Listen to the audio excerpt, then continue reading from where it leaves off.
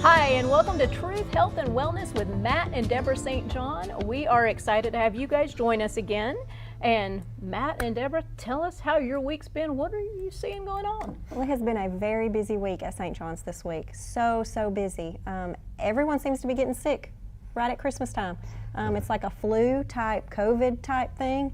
It's been very busy. A lot of people are coming to us and saying, hey, I've gotten COVID again, or I believe it's COVID, because they've lost their taste and their smell, but a lot of flu-like symptoms. Of course, there's a lot of controversy about the flu versus COVID, which is which, but we're seeing a lot of people who are, like we were talking about earlier, it starts in the upper respiratory, then it travels down into the bronchioles, and then sort of hangs out there for a minute, and by that time most people are beating it, thankfully, because of the P77 and the protocol. But then it eventually goes down and almost like a stomach virus the last day. And so it's lasting about 4 to 7 days, depending on the person and depending on what they're doing to beat it. And it's hitting a lot of people right now, a lot of kids especially. Now, is there a time frame if they catch it quick enough and come see you guys to get on P7?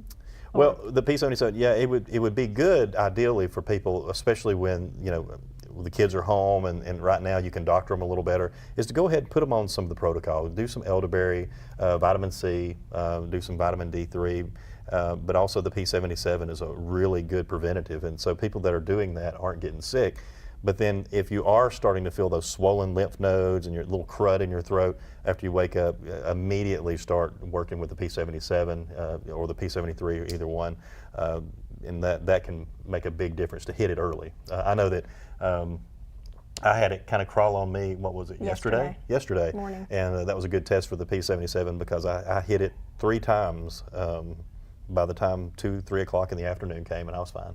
Oh, wow. Yeah. So with people out there, I know they're going to actually want to know this. Is it going to look like for you guys being in the office over the holidays? So if they do feel it coming on or something, and we should have went and got it, and we didn't.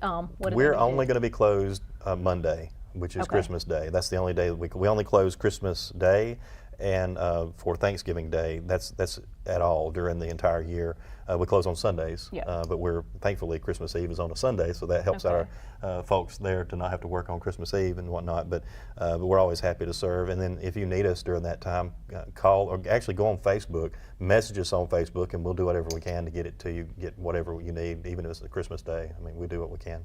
Well, for all the viewers out there, do know this is live right now, so please Facebook in with any questions you have or call the number on your screen up there. If you have any questions that you want to ask Matt and Deborah, especially with the holidays coming up, send them in right now on Facebook or call with them, and we'll ask them to them live here on the air. So let's go ahead and go to some that we've got from previous times. I have had a bout with shaking, which seems like I'm having an epileptic seizure. I can't seem to say that word today. Epileptic seizure. Is there something that could be causing this shaking? Absolutely, and there are a lot of people who get concerns about Parkinson's. Parkinson's is an increasing issue in our country, and a lot of times they believe that it's due to pesticides, herbicides, and a lot of chemicals that we have in our environment.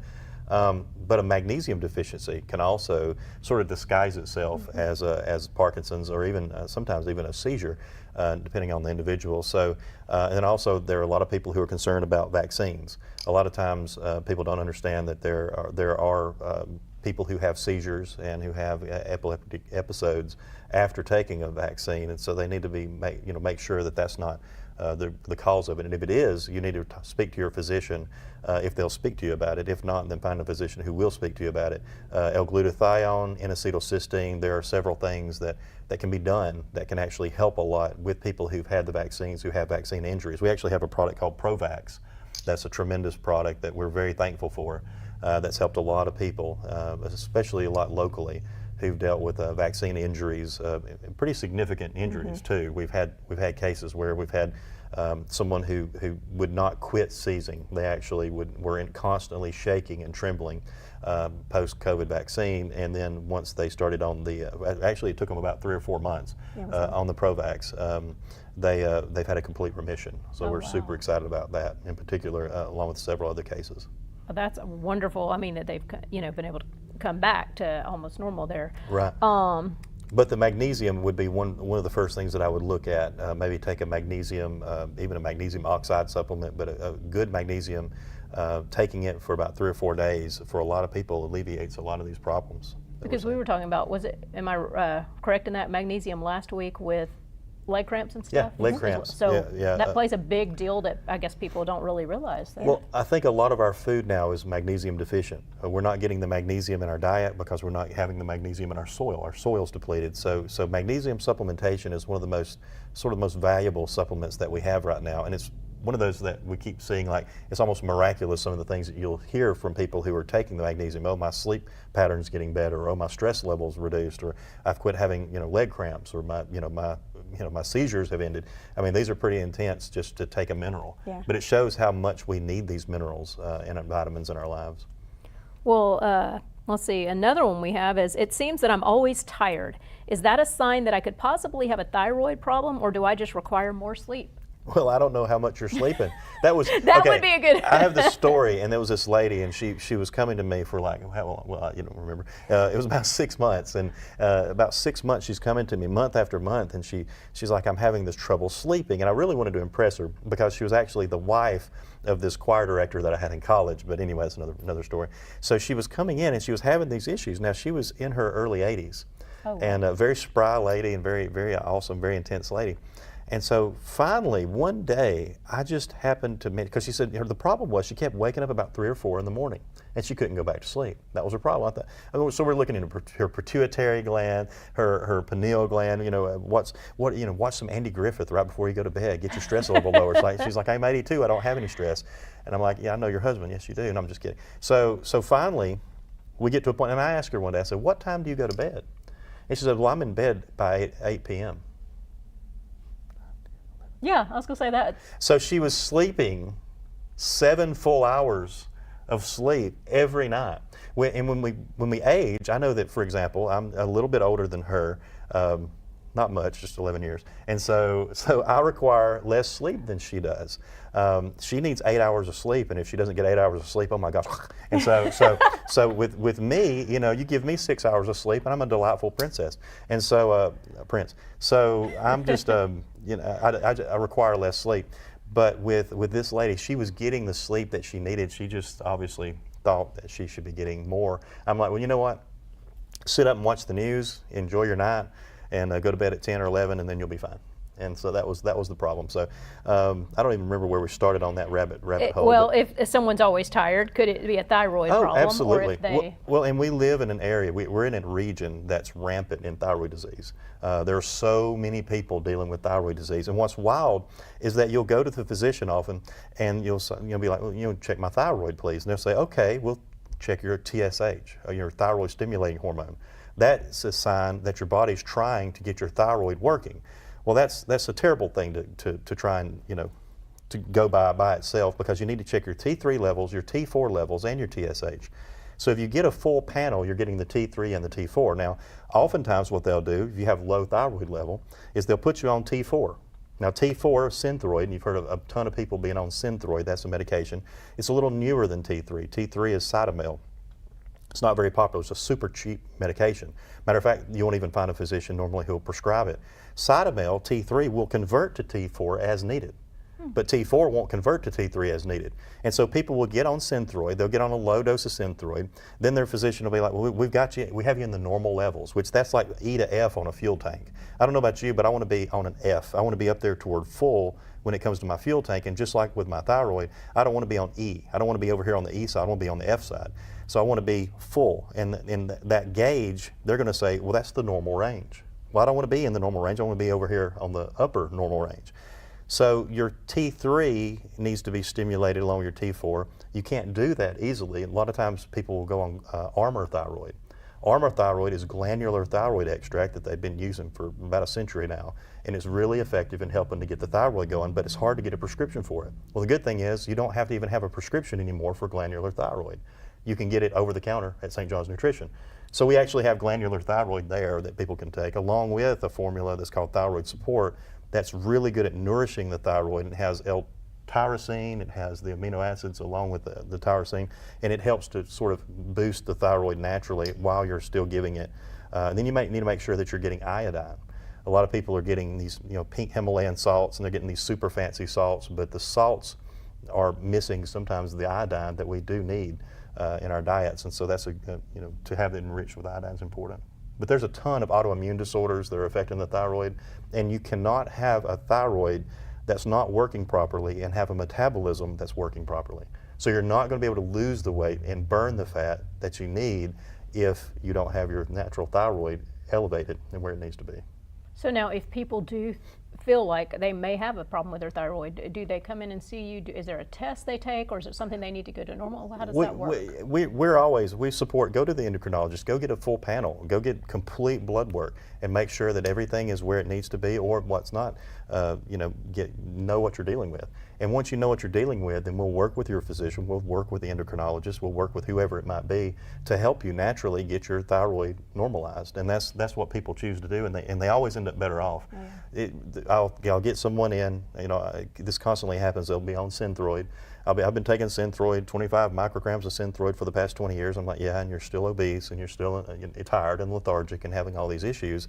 You put that same person on the glandular thyroid, they're doing amazing. Wow. And Like of course, they wake up. yeah, they wake up and feel good, and they can see better, they can feel better, and it's pretty amazing. So, but they can also take glandular thyroid along with the Synthroid. So what we do is we make sure that what we're recommending doesn't contraindicate with their medications, so they can take the two together. Okay. Yeah. Well, and then for everyone out there, again, if you have any questions, please call in on the number on your screen or send them via Facebook, and we'll try to get them to answer them live right now. Hey, Lana. And yeah, I was going to say, Alana says hi. She's awesome. Let's go to, can a person who is hypertensive most of the time cause them to have strokes? How can I help my loved one learn to relax? Ooh, help their loved one learn to relax. Well, chill out on them. You can help them relax. Massages, foot massage maybe, unless they don't like that. Back massages are always good. Those are helpful, right? Yes.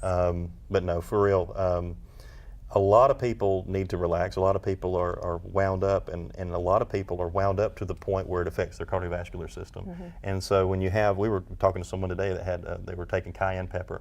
They were doing it in a tincture form, and that's what they were using to reduce their blood pressure. But your blood pressure is elevated for a reason. Either you have infection, either you have inflammation, or you just have a high amount of stress. So pain. Yeah, or pain. Just being in pain. I know I had a root canal the other day, or a near root canal, and it was I was not happy with that. My blood pressure was a little bit elevated. But as a result of these things, but prolonged periods of time with high blood pressure unaddressed is not a good thing, and that's when you can lead to arterial issues. Arterial plaque is more a result of sort of a sloppy diet and a lot of inflammation that just continues year after year and month after month, year after year after year. To reduce that arterial plaque, we've talked about different things. We have something called Cardio 24/7, which is a really cool blend. It has beetroot, which that stuff we were talking about we don't like in the real world. Exactly. It has beetroot concentrate. It has tamarind. It has some honey, and then it has the amino acids L-arginine and L-citrulline. And these are known to help with basically increasing the nitric oxide, and I think we talked about this a little bit last time. But that nitric oxide elevation opens up the arteries and the entire vascular system of the body, and it opens this up and sort of acts like a rotor-rooter for the arteries. And so, where a lot of people believe that it's dietary cholesterol, that's the problem, and that's what's making everybody, so they want to put everyone on a statin, which is horrible for most people. The fact is that if you can open up the arteries, if you can improve the blood flow, if you can increase the nitric oxide level, then you're winning. And so that's what this formula is. It's a little powder formula, and you take a tablespoon, you make a little drink out of it, and you knock it down. It tastes better than it should, and it's really good. It's a good way to get beetroot down, but it comes in contact with your human saliva, where there's actually friendly bacteria. There's probiotics in your mouth, and those are important to help your body kind of recognize what's about to happen. And so it signals the body to increase this nitric oxide, which is a gas. It's a good gas. It's the good kind of gas. So that increases your good gas, and so that you actually have this dilation of your blood vessels in your arteries. So it's exciting that it works so well. It works within normally about 5 minutes. But doing that, taking like a good omega-3 supplement that's going to have your good cholesterol, and it's going to have your omega-3s, which help with the bad cholesterol. That's a great idea too. There's just far too many people that are thrown on statins. They never even know their cholesterol. They won't even be told their total cholesterol. They're like, "You have high cholesterol." Really? It's 200. That's not high. That's normal. Well, anyway, and so right. you need to be on statin because you're 65 years old. Really? I don't need to use my legs? But and unfortunately, a lot of people are dealing with leg pain, muscular weakness, and a lot of other issues simply because they're just taking a statin when they could do something natural that would completely get rid of the whole problem. And that's just honestly the best, to not have to be on the prescription drugs if you don't need them. Right. I mean. Well, that's the thing. Some people think you're not dealing with a stroke because you have a drug deficiency. You're not dealing with a thyroid deficiency or a thyroid disease because you have a medication deficiency. You have a glandular deficiency. You need to nourish the body. You need to use nutrition. And our first medicine should be our food and our environment, our food, our air, and our water. And our next should be plants that God gave us, the creation, to be able to utilize the saponins and all the different constituents of the plants, the sterols, the phytonutrients, to be able to use these as natural medicines. And that's where they get medicine anywhere, where they used to get it before Rockefeller medicine took over and the patents took over. So, we really need to look at doing natural first, and then of course we're not against pharmaceutical drugs. We're not against invasive procedures. Half my friends are medical doctors, and they use me and I use them, and it's a relationship that works well because they know that I respect what they do, and they respect what I do, and so it allows us to work together. And we're not like bitter enemies like some would think. You don't duke it out in the parking lot or anything. Well, maybe just for fun. Well, this question is, I'm a man. What is it that causes my stomach to bulge out? Am I eating too much or the wrong things? Especially with Christmas coming up for this question. I love this question. I'm a man. That's important to know. Why is it my stomach is, well, we call that heart attack gut. Unfortunately, I'm not saying you're going to have a heart attack.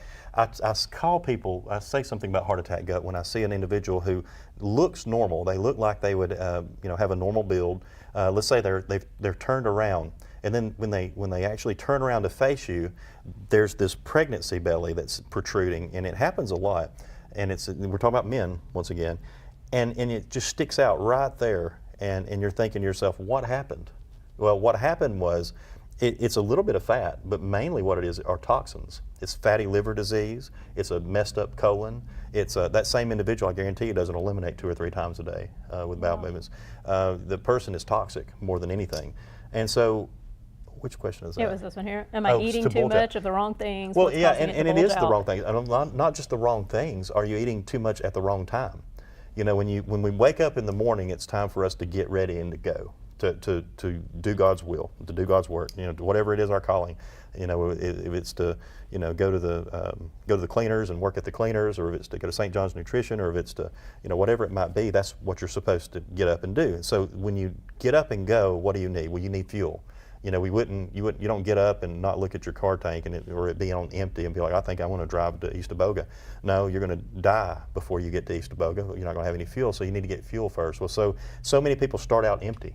So they start out and they grab a Pop-Tart, which is toxic, and they grab a Coke, which is as toxic, and then they're doing that for breakfast, or they stop at Jack's and get a biscuit. Nothing against Jack's, but everything against Jack's. I'm sorry, it's terrible. So They can't even make decent chicken anymore. It's like rubber with gristle.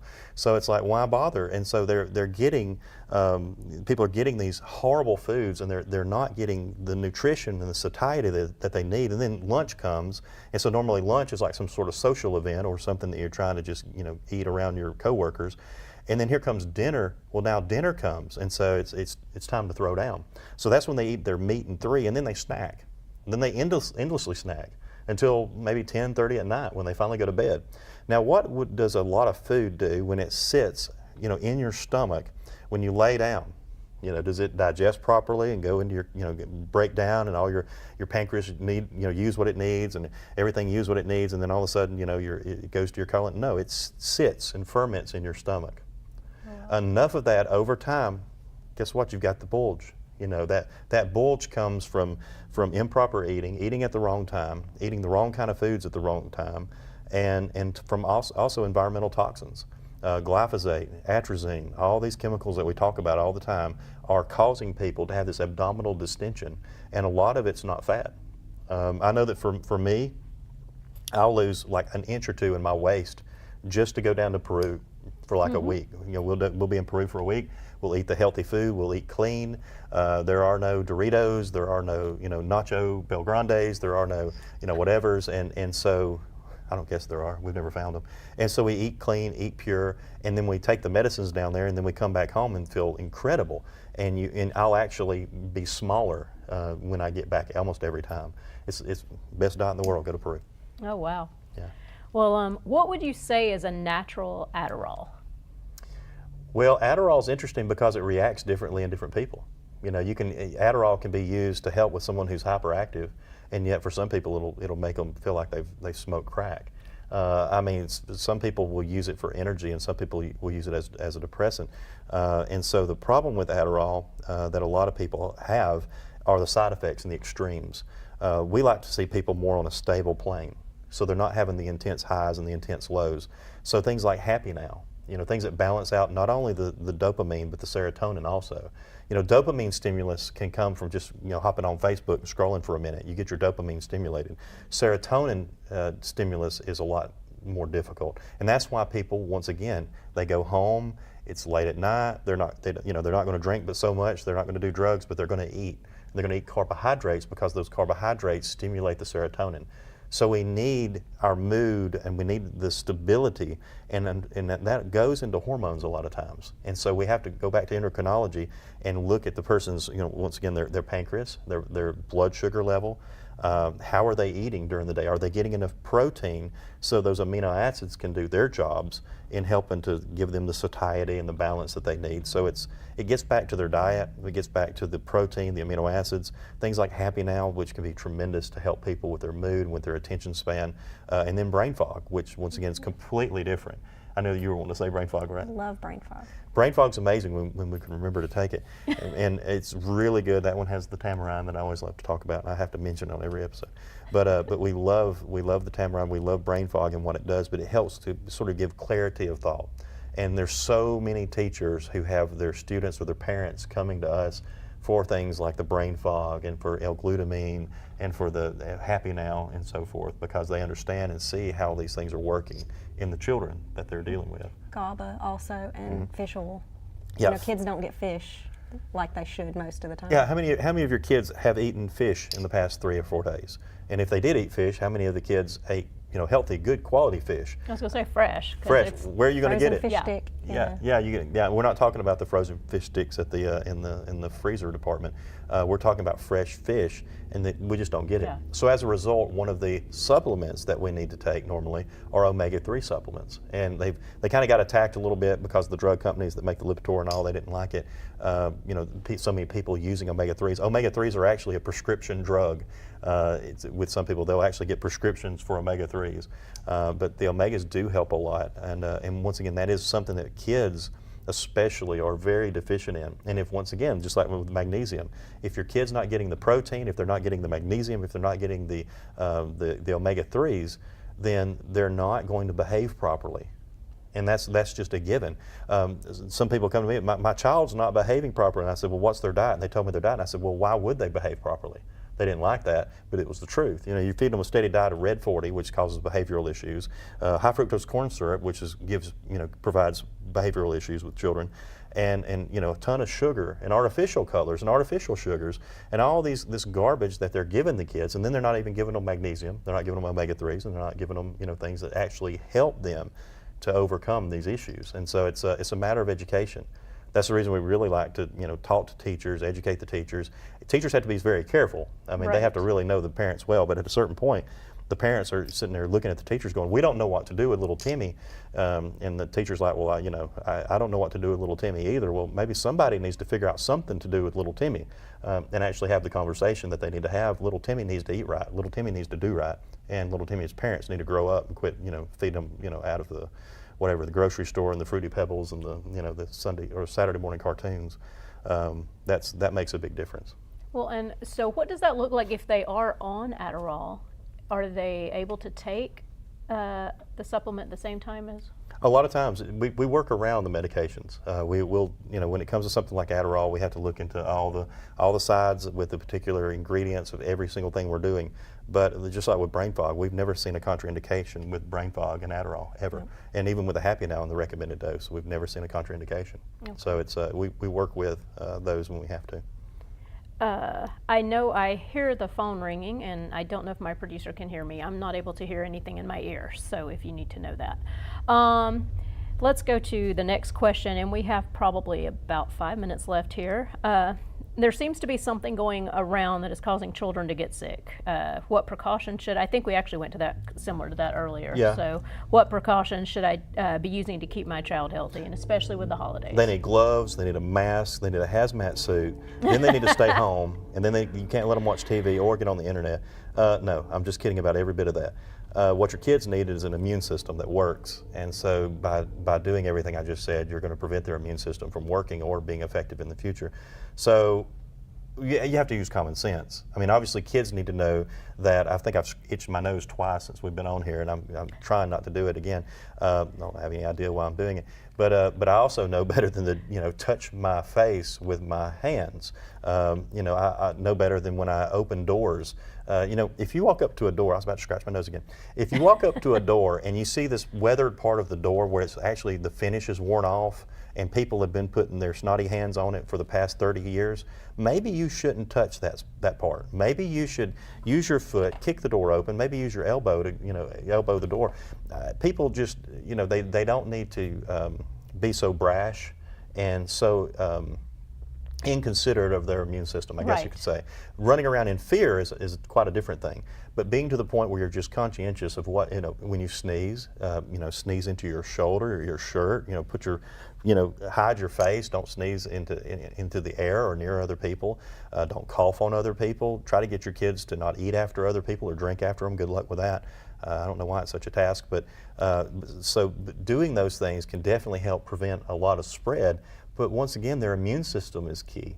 I want to have these, they say that every time you get a virus, you end up with a skeleton in your closet. And the skeleton is ugly, scary, and when the virus comes back, basically it sees the ugly skeleton and it runs away. That's not scientific at all, but that's a cool way to think about it. Because I want all the skeletons in my closet, Lord knows I have plenty, don't I?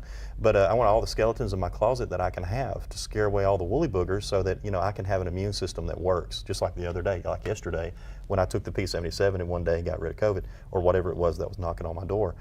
We need to be able to have our children strong like that. Now, if they have a compromised immune system from birth, if they have various health issues that prevent them from having the risk factor of an average child, then of course, don't pay attention to what I'm saying. But for most children, they need the immune system stronger, and they need to be able to take some of these preventatives like the vitamin C, the P77, vitamin D3, but also just use some common sense and don't use the towels in the locker room after someone else has used them and things like that you would think would be common sense. Yeah.